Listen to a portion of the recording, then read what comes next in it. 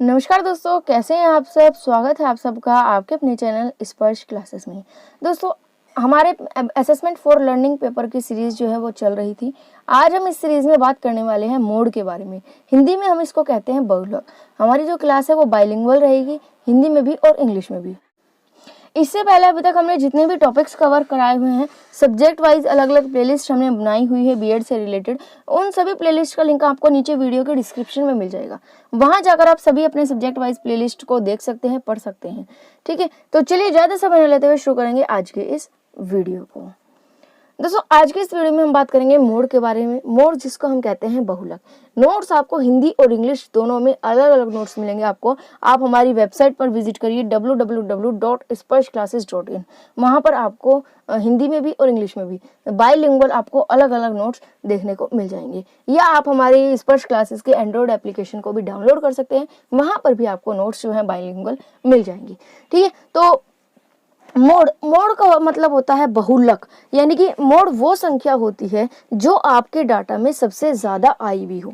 आपको एक डाटा दिया हुआ होता है, आपने अभी तक मेन पढ़ा है, मीडियन पढ़ा है, अब आपका लास्ट है फ्रीक्वेंसी लास्ट सेंट्रल टेंडेंसी है आपकी मोड, यानी कि बहुलक।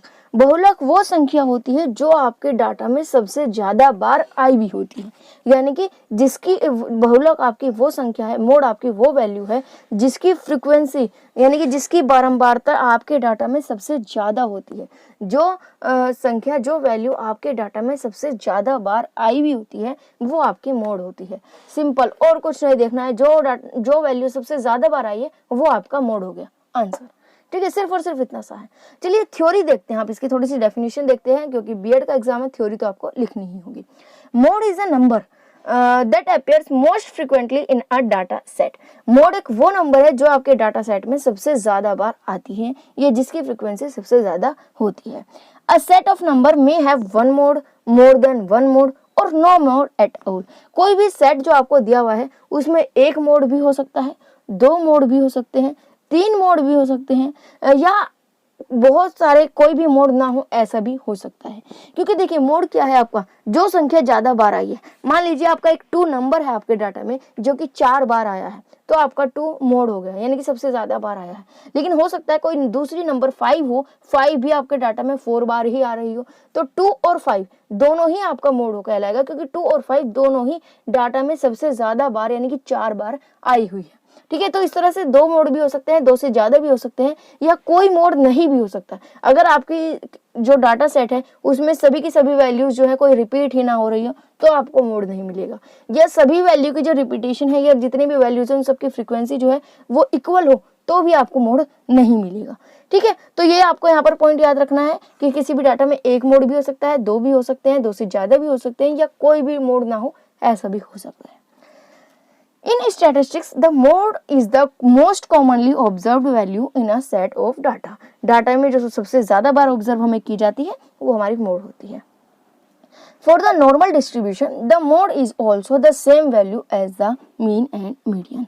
अगर हमारा जो डिस्ट्रीब्यूशन है वो नॉर्मल डिस्ट्रीब्यूशन है, तब हमारा जो मोड होता है वो मीन मीडियन के इक्वल होता है। यानी कि नॉर्मल डिस्ट्रीब्यूशन में हमारा मीन मीडियन मोड तीनों इक्वल ही होते हैं। अब नॉर्मल डिस्ट्रीब्यूशन क्या है ये आपके कोर्स से बाहर है, इसको आपको डीपली में समझने की जरूरत नहीं है।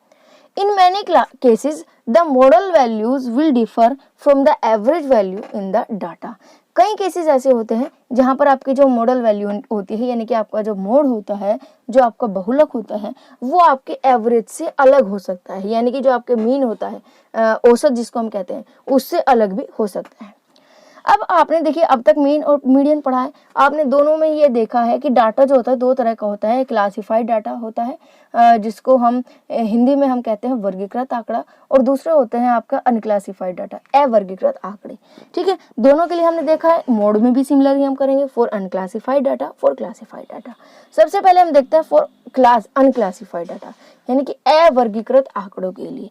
तो यहाँ पर आपको एग्जाम्पल के लिए एक डाटा दिया हुआ है, रेंडमली एक डाटा दिया हुआ है, आपको इसका मोड निकालना है। हमें पता है जो संख्या सबसे ज्यादा बार आई है वही संख्या आपकी मोड है। अब देखते हैं 3 जो है आपकी 2 बार आई हुई है। ठीक है, 9 आपकी सिर्फ और सिर्फ एक बार आई है 9 पूरे डाटा में। 16 जो है आपकी 3 बार आ रही है। ठीक है, 27 आपकी 2 बार आ रही है। 37 एक बार आ रही है, 48 एक बार आ रही है। तो आपकी जो 16 है वो वैल्यू सबसे ज्यादा बार यानी कि 3 बार आ रही है, तो आपका मोड क्या हुआ 16। सिंपल सी बात है, 16 सबसे ज्यादा बार आ रही है, 16 की फ्रीक्वेंसी कितनी है 3, सबसे ज्यादा फ्रीक्वेंसी है 3, तो 16 ही आपका मोड हुआ। याद रखना 3 मोड नहीं है, 16 आपका मोड हुआ। तो यहाँ पर आप देख सकते हैं mode is 16 since it appears more times in the set than any other number, क्योंकि 16 जो है वो बाकी सभी नंबर से ज्यादा बार डाटा में आ रही है। ठीक है, तो ये तो वो अनक्लासिफाइड डाटा, आपने डाटा देखा जो संख्या सबसे ज्यादा बार आ रही है वो आपका मोड हो गया। अब नेक्स्ट आता है क्लासिफाइड डाटा के लिए। कई बार आपको क्या होता है डाटा क्लासिफाइड मिलता है, ग्रुप्ड मिलता है, हिंदी में हम इसको कहते हैं वर्गीकृत आंकड़े। जैसे कैसा आंकड़ा होता है हम दिखा देते हैं आपको एक बार। ये टेबल जो है आपकी, ये आप यहाँ पर देख सकते हैं, ये रहा आपका टेबल। यहाँ पर क्या है आपको क्लासिफाइड डाटा मिला हुआ है। अब अगर यहाँ पर फ्रीक्वेंसी देखना चाहे तो फ्रीक्वेंसी ये रही आपकी 2784। यहाँ पर आप देखते तुरंत बता सकते हैं 8 जो फ्रीक्वेंसी है सबसे ज्यादा बार है, और किसकी है ये 8 फ्रीक्वेंसी 60 to 65। अब यहाँ पर देखिए, यहाँ पर एक बात आ जाती है जब क्लासिफाइड डाटा आता है। क्लासिफाइड डाटा में यहाँ पर ये कहते हैं कि जो मोड है वो 60 से 65 के बीच की कोई भी वैल्यू हो सकती है। अब हमें मोड की वैल्यू तो नहीं पता चली, सिर्फ और सिर्फ उसका क्लास इंटरवल पता चला है कि 60 से 65 के बीच में 60 से 65 के बीच की कोई भी संख्या आपका मोड हो सकती है। अब एग्जैक्टली संख्या निकालने के लिए हम फॉर्मूले का यूज करते हैं।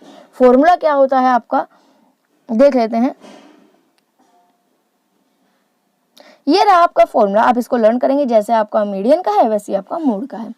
L plus F1 minus F0 upon 2 into F1 minus F0 minus F2 into CI। यहाँ पर L जो है ये आपकी मॉडल ग्रुप का लोअर लिमिट है, F1 जो है आपकी मॉडल ग्रुप की फ्रीक्वेंसी है, F0 या F0 भी जिसको हम बोल देते हैं ये मॉडल ग्रुप से पहले वाले ग्रुप की फ्रीक्वेंसी है, और F2 मॉडल ग्रुप से बाद वाली ग्रुप की फ्रीक्वेंसी है। CI आपका क्लास इंटरवल है। ठीक है, F0 F1 F2, F1 आपकी मॉडल ग्रुप की फ्रीक्वेंसी, F0 आपकी मॉडल ग्रुप से पहले की फ्रीक्वेंसी, और F2 आपकी मॉडल ग्रुप से बाद की फ्रीक्वेंसी। ठीक है, तो अब देखते हैं डाटा में निकालते हैं इनको। यहाँ पर आपको कोई CF निकालने की जरूरत नहीं है, सिर्फ आपने देखा मॉडल ग्रुप आपको पता होना चाहिए। मॉडल ग्रुप वो है जिसकी फ्रीक्वेंसी सबसे ज्यादा है। ठीक है, हमें पता है 60 से 65 की जो फ्रीक्वेंसी सबसे ज्यादा है। अब एक बात डिस्क्रीट डाटा भी चेक करेंगे क्योंकि डाटा डिस्क्रीट है कि कॉन्टिन्यूअस है। तो यहाँ पर हमें ऑलरेडी कॉन्टिन्यूअस दिया हुआ है तो हमें कुछ भी छेड़ने की जरूरत नहीं है। अगर डिस्क्रीट दिया होता तो लोअर लिमिट में से 0.5 माइनस कर देते। तो यहाँ पर हमारा मॉडल ग्रुप क्या हो गया 60 to 65। अब हम फॉर्मूले में अपना लगा देते हैं।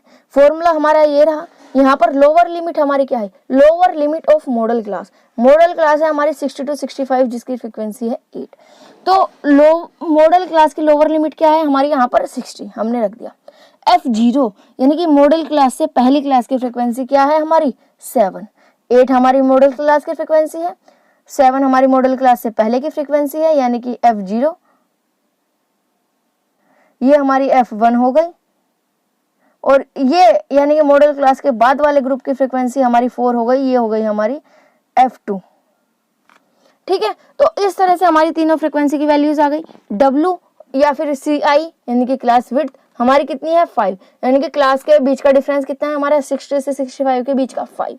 ठीक है, अब हमारे पास सारी वैल्यूज आ गई हैं। अब हम इन्हें डायरेक्ट फॉर्मूले में रख देंगे। 60 plus 8 minus 7 upon 2 into 8 minus 7 minus 4 into 5, और इसको सोल्व करके हमारा जो आंसर है वो आ जाएगा 61।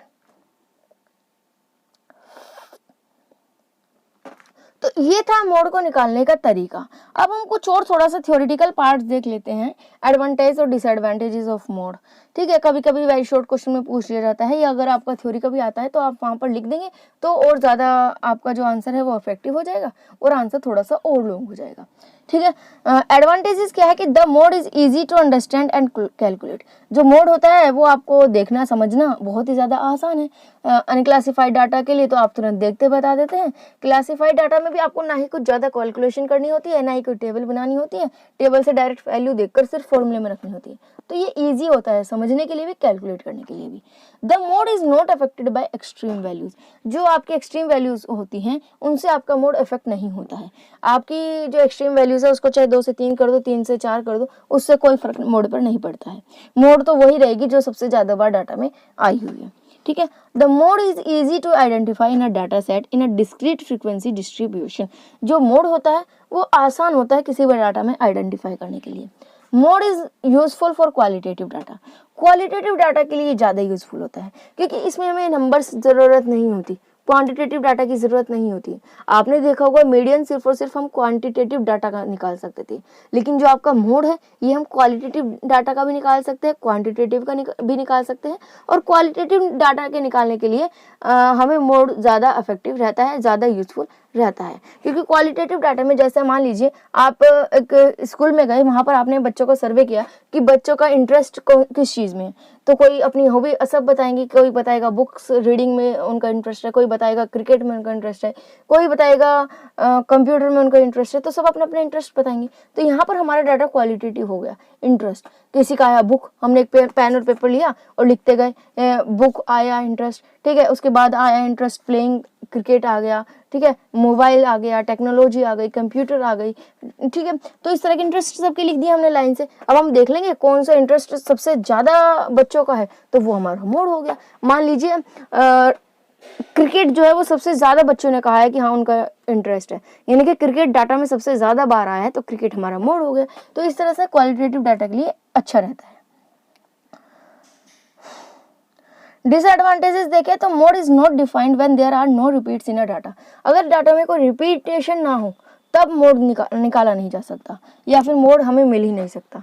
The mode is not based on all values. जो मोड होता है वो सभी वैल्यूज पर बेस्ड नहीं होता है, तो इसीलिए जो इसकी हम कह सकते हैं एक्यूरेसी जो है वो ज़्यादा अच्छी नहीं होती है।